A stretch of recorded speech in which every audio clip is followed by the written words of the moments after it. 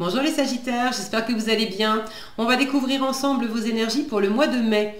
Gardez bien à l'esprit que ce sont des énergies générales, c'est comme une sorte de météo et vous seul décidez de ce que vous en faites. Donc prenez uniquement ce qui résonne pour vous dans ce tirage et le reste vous laissez. Je vous invite également à consulter les vidéos de votre ascendant et des autres signes de votre thème astral pour compléter ces informations. Ici, l'énergie générale qui va vous accompagner pendant tout le mois. L'énergie de votre vie matérielle, alors c'est le professionnel, mais aussi tous les projets, tout ce qui est dans votre vie active. Donc votre vie matérielle et active, votre vie relationnelle, c'est le sentimental, c'est l'amoureux, mais c'est aussi les amis, la famille, bref, toutes les relations. Votre vie intérieure, ça c'est la relation avec vous-même, comment vous vous sentez, ce que vous voulez, où est-ce que vous en êtes. La force qui vous soutient, le challenge à relever, le conseil du tarot, le résultat en fin de mois et un conseil de l'oracle. Les jeux que j'utilise pour ce tirage sont le Méril Tarot et l'oracle communiqué avec son ange gardien. Et vous retrouvez sous la vidéo en description le lien pour les guidances personnalisées si ça vous tente. On est parti. C'est la tempérance qui vous accompagne pendant ce mois de mai. Une jolie énergie, d'autant que c'est la vôtre, la tempérance. Une énergie de juste milieu, de repos, de ressourcement, de communication. Alors j'aime la voir comme la communication non violente, la tempérance. Une énergie de médiation, de négociation. On trouve le point de rencontre, on trouve l'équilibre. Et puis bon, ça me montre, étant donné que c'est votre carte, que vous êtes au premier abord, au premier coup d'œil sur cette carte. Ça semble être votre moi, les Sagittaires. Vous êtes vraisemblablement pleinement vous-même. Alors, qu'est-ce qu'on a ? Le 7 de coupe dans le matériel, le 8 de denier dans le relationnel, le 9 de coupe dans votre intériorité, mais ça va bien. 3 d'épée en force, parfait. Le chariot en challenge. Le 10 de denier en conseil, quoi de mieux. Et le roi de bâton pour finir le mois. Et bien très bien tout ça, très bien. La tempérance qui nous parle de guérison, de ressourcement. Vous l'avez en force, le 3 d'épée. Ce qui vous soutient, c'est que vous dépassez une série d'épreuves, vous dépassez les moments difficiles qui... voilà, c'est fini, c'est achevé, c'est derrière vous, vous tournez la page. Il y a cette notion d'avoir traversé une série d'événements qui ont été compliqués, difficiles à vivre, qui vous ont fatigué, qui vous ont attristé, qui vous ont blessé, bref, vous en venez à bout, c'est fini. On se ressource de tout ça. Alors, le challenge, à côté de ça, j'ai un chariot qui m'indique que vous en êtes peut-être pas au point d'avoir retrouvé un optimisme inébranlable, une confiance en vous, du feu de Dieu, d'être le côté mise en action, de bouger beaucoup, d'entreprendre, etc. Vous l'avez en challenge. Alors, soit c'est en trop, soit c'est en pas assez. Est-ce que vous avez les yeux plus gros que le ventre au niveau de l'activité, d'autant que dans le matériel, vous avez tout un champ des possibles à disposition. Je vous en reparle après. Donc, est-ce que vous avez les yeux plus gros que le ventre et vous bougez trop à partir un peu dans tous les sens? Attention à ça. À l'inverse, peut-être que ça sera d'autres Sagittaires qui ont un peu du mal à se mettre en mouvement. Le chariot, c'est quand même du déplacement. Alors, est-ce que vous avez du mal à vous mettre en mouvement géographique, à partir tout simplement en week-end, à faire certains trajets, certains voyages, à déménager, à demander une mutation, des choses comme ça? Est-ce que c'est le mouvement intérieur de vous mettre en mouvement pour réaliser des choses? Justement parce que vous avez traversé une série d'épreuves, peut-être que vous avez un peu de mal, pour certaines d'entre vous, à vous remettre en selle, en vous disant, avec cet état d'esprit optimiste qui caractérise le chariot, en vous disant, mais cette fois-ci, ça va bien se passer. Cette fois-ci, je vais réussir. Ça va aller. Bon, c'est un bémol parce que maintenant, vous ne vivez pas mal les choses. Votre énergie intérieure, comment ça se passe en vous? Comment vous vous sentez? Ce que vous voulez, ben, vous vous sentez bien, vous voulez le bonheur, vous avez le bonheur, vous vous sentez vraiment bien avec un 9 de coupe. Alors, vous pouvez vous sentir par moments un peu tiraillé. Globalement, ça va bien. Et vous voulez que ça aille dans le bon sens et vous avez déjà des choses qui vont dans le bon sens. Mais globalement, il y a des moments où vous sentez que c'est... il y a l'idée, c'est écrit, c'est comme le port-salut, c'est écrit dessus. Si mon focus veut bien, it's complicated. C'est compliqué. Il y a des moments où c'est un peu compliqué. Ça n'enlève rien à la joie que vous pouvez prendre. Le 9 de coupe, c'est je m'apprécie. Je suis heureux, heureuse avec moi-même. Je m'aime déjà pour commencer. Après, il y a le fait d'aimer les autres, d'apprécier les autres, de partager des choses avec les autres. Mais le 9 de coupe, c'est par moi-même, pour moi-même, je m'apporte tout ce dont j'ai besoin. Je suis en bonne compagnie avec moi. C'est la réalisation des rêves aussi. Alors, j'ai l'impression que à la fois, vous vous sentez bien avec vous, vous vous sentez en tout cas mieux avec vous, ça c'est sûr. Et puis,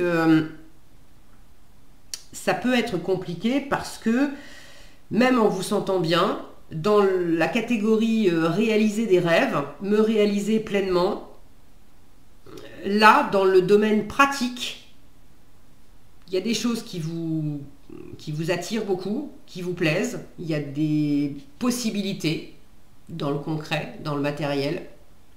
Il y a des possibilités, mais soit vous savez pas quoi choisir, ou alors vous êtes en train de faire un peu le bilan de ce qui vous plaît vraiment, de ce qui vous plaît moyennement, de ce qui vous plaît pas, plus. D'examiner aussi quelles sont les satisfactions qui sont des satisfactions immédiates, mais qui vont peut-être pas vous satisfaire dans la durée. Il y aura peut-être un prix à payer derrière. Quelles sont les options qui sont peut-être moins séduisantes au départ, moins agréables au départ? La satisfaction n'est pas immédiate, ça demande des efforts. En revanche, à plus long terme, ça pourrait amener au succès. Vous cherchez quelle est la voie du succès en fait. Et c'est pas évident pour vous parce que vous avez connu des revers de fortune. Donc, il y a une part de vous qui est en train de guérir, qui est celle qui a peur de ressouffrir, qui a peur de se retromper, qui a peur de ressouffrir, globalement. Voilà. En guérissant cette part-là, en prenant de la hauteur sur ce qui s'est passé, vous allez voir plus clairement les options que vous pouvez prendre dans le travail. Alors, j'ai l'impression que c'est plus professionnel.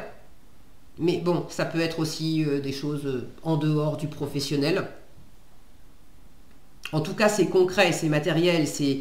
on n'est pas dans le...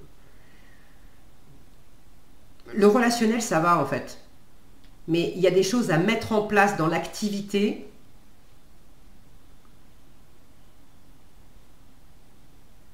Vous avez envie de victoire, vous avez besoin de victoire.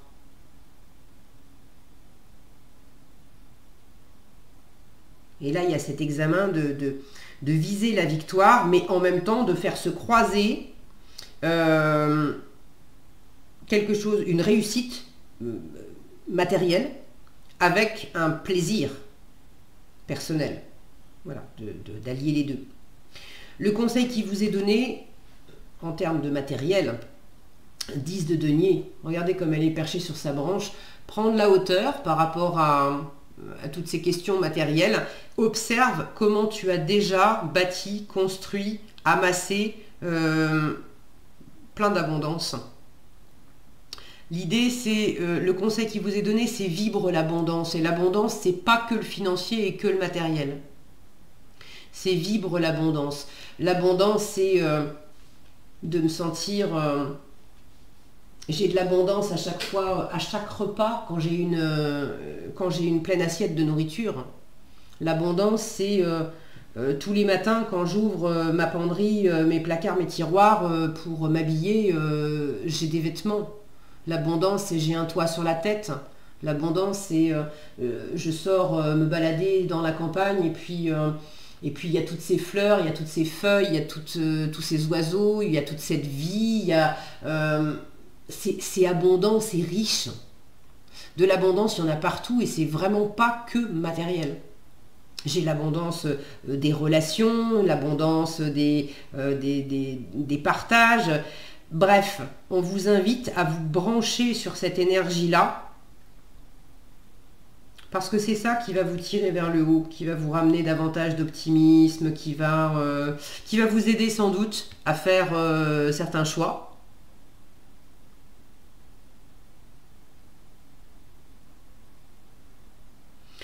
Celles qui ont un peu de mal à enclencher de l'action et qui ont tendance dans le concret à rester un peu devant l'éventail des possibilités sans vraiment agir. Le 10 de denier en conseil vous dit, écoute, si tu as besoin de te reposer sur tes acquis pendant un instant, fais-le. Le 10 de denier en conseil vous dit aussi que vous pouvez compter sur un environnement abondant, sécurisant. Ça peut être, vous pouvez compter sur vos collègues, vous pouvez compter sur votre famille, vous pouvez compter sur des amis, vous pouvez compter sur des personnes, sur un environnement qui vous apporte des ressources financières, matérielles, argent, mais pas que, qui vous apportent des compétences, qui vous apportent du soutien, qui partagent des valeurs, qui a des valeurs en commun avec vous. Tu peux t'appuyer sur des traditions, mais il y a des choses qui sont déjà en place, sur lesquelles vous pouvez vous reposer. Alors, le relationnel, on a encore du denier dans les relationnels, un 8 de denier, qui m'indique que il y a du travail dans les relations. Vous travaillez vos relations. Vous travaillez vos relations. Alors, c'est pas avec c'est pas travailler ces relations où j'ai un intérêt, je vais parler aux gens uniquement par intérêt, c'est pas ça. Mais j'ai cette idée de lier l'utile à l'agréable dans le relationnel. D'avoir des contacts sympas avec les autres, mais votre relationnel passe par l'activité, passe par le matériel. Je vous sens pas très enclin à simplement passer une heure au téléphone avec quelqu'un. À choisir, vous allez préférer aller voir cette personne et puis on se fait une balade ensemble, on va marcher pendant une heure ensemble au lieu d'être simplement assis chacun de son côté dans son canapé chez soi et de parler. On va partager des choses, on va aller se faire un resto, on va aller se faire une balade, on va vivre concrètement quelque chose ensemble. Et vous, c'est important de partager ça. Dans le relationnel, il y a qu'est-ce que je peux faire pour toi, qu'est-ce que tu peux faire pour moi aussi. Il y a le fait de se rendre des services.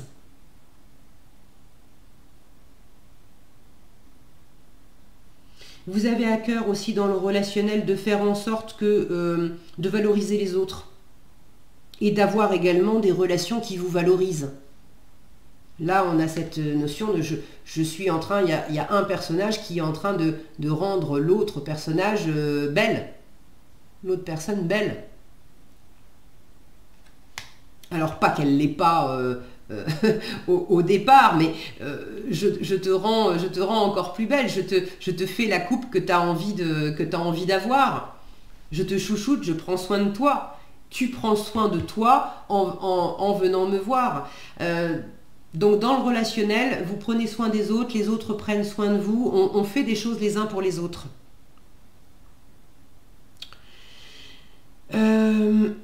Quoi d'autre?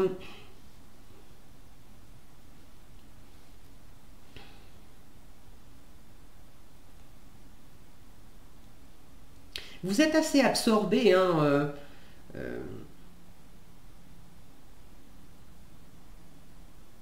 j'ai l'impression que c'est plus facile pour vous de faire des choses concrètes à partir du moment où il y a d'autres personnes.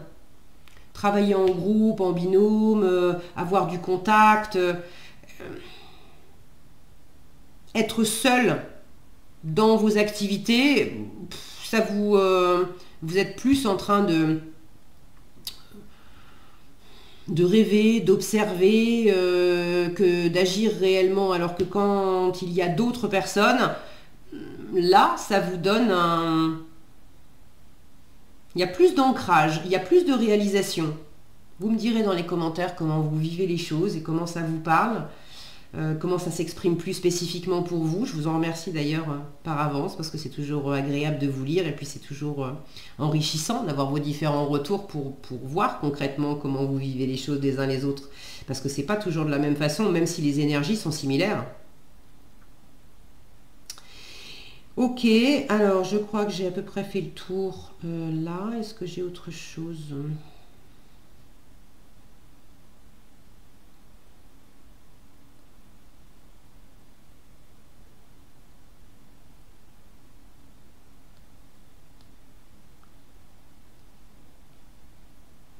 J'ai une idée je vous disais alors de faire les uns pour les autres, ça n'enlève pas à ça. Mais j'ai cette sensation je me fais quand même passer en premier lieu, moi d'abord. Et il ne s'agit pas d'être égoïste. Alors, dans le mauvais sens du terme égoïste, parce que alors égoïste, c'est un mot, quand on le prononce, c'est oh, pas bien, vilain, vilaine, t'es égoïste. Égoïste, c'est... Bon, remplaçons ce mot-là qui est trop chargé par se faire passer, penser à soi en premier lieu. Si je ne m'apporte pas à moi-même le meilleur pour commencer, comment je vais prendre soin des autres?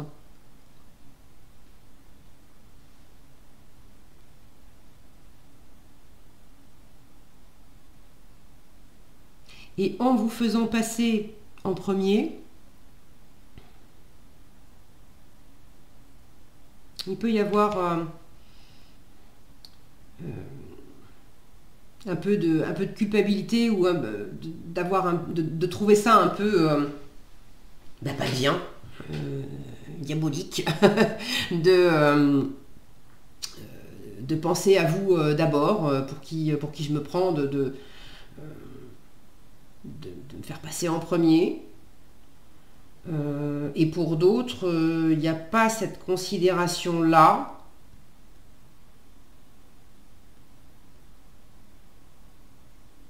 Et à la limite, on pourrait vous dire, il pourrait y avoir l'excès inverse c'est super que tu penses à toi et à ta réalisation personnelle. Attention maintenant à pas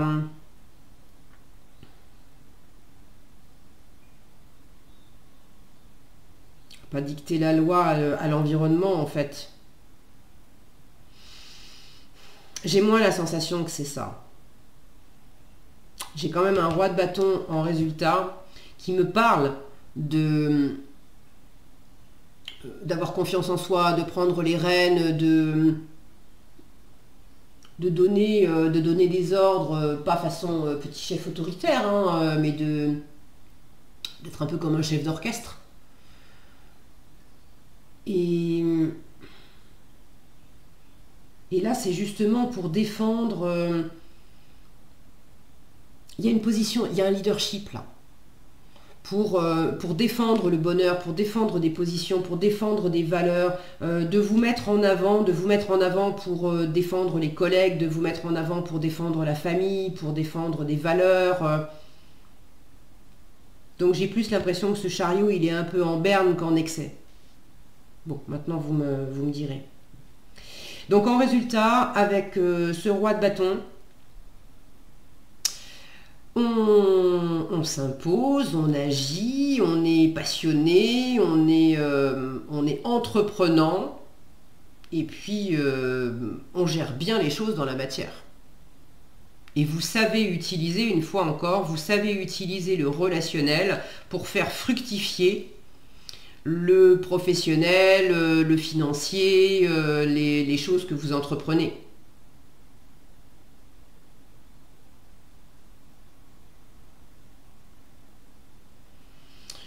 Ok.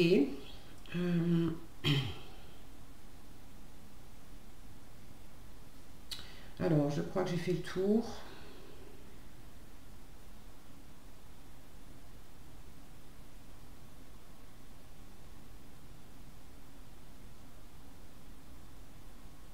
Ça peut être quelqu'un à vos côtés aussi, le roi de bâton, bien que ça soit quand même votre énergie de feu, les bâtons. Mais ça peut être, pourquoi pas, quelqu'un à vos côtés qui vous inspire aussi, qui vous drive un peu pour peut-être pour vous positionner plus nettement, pour agir, pour...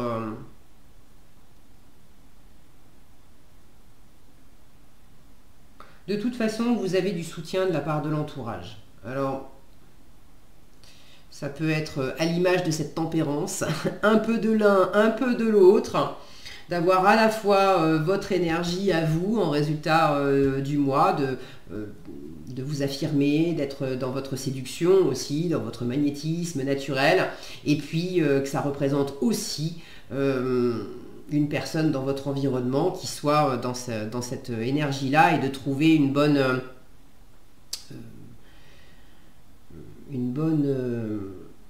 coordination pour mener à bien des choses avec l'environnement. Ok, allez, en conseil. Tes prières nous rapprochent.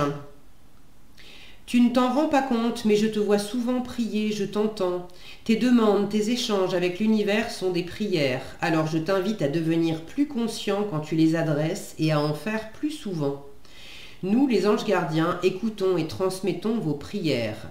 Que tu les fasses pour toi-même ou pour un proche, nous sommes là pour les écouter. Et ça tombe bien, puisque dans votre vie intérieure, vous avez le 9 de coupe qui parle de vœux réalisés, d'avoir des aspirations profondes. Je veux être pleinement exaucé. Votre ange gardien vous dit que vous êtes entendu. Donc c'est une bonne chose. Quand je vous parlais du soutien extérieur, alors vous avez du soutien dans le monde terrestre et matériel, mais vous avez également du soutien dans le monde céleste. C'est une bonne chose.